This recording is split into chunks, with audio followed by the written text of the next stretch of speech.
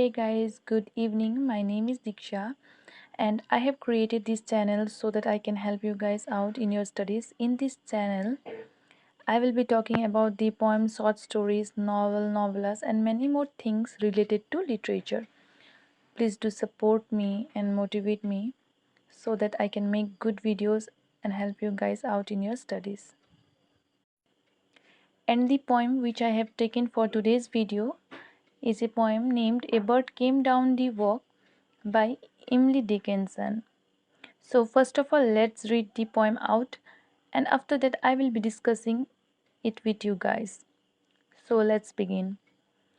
A bird came down the walk. He did not know I saw. He bit an angleworm in halves and ate the fellow raw.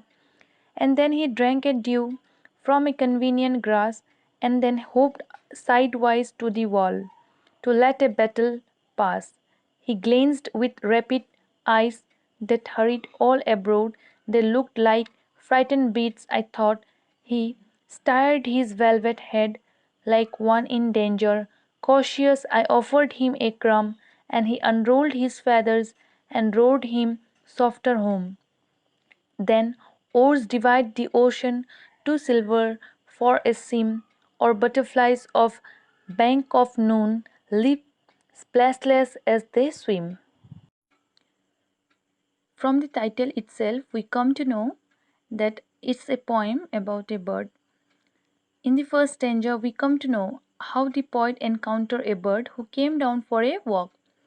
The bird did not know that the poet was noticing him. The bird feeds on a raw worm.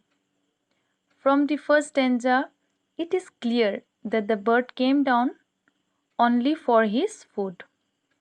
In the second stanza, it's known that after having the worm, he drank a dew, which was present on the grass. After that, he made the way clear for the battle to pass on and looked around fearfully. In the third stanza, the bird glances around, appearing frightened. The bird was seen to be afraid. He stirred his velvet head all around.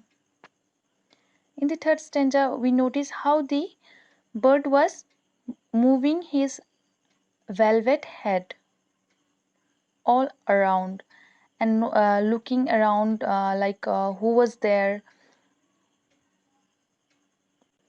And in the fourth stanza, the bird was seen to be in great danger. The bird was pretending as if he was in a great danger. The poet offered the bird some crumb to eat, but on seeing the speaker, the bird immediately unrolled his feathers and takes flight. And in the concluding stanza, Dickinson tries to highlight that the bird is a part of the natural world and disturbs nothing. Dickinson compares its flight with boat and butterfly. The flight is much softer than that of a boat being rowed on the water or that of butterflies plunging quietly into space. And the bird which came down to the walk, we see the presence of animal world in human world.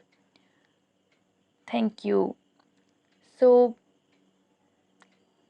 please do like, share and subscribe my channel, as I am new to the channel, so please support me so that I can make good videos, and please do forgive me for my mistakes, and I'm sorry for the background sounds. Thank you so much.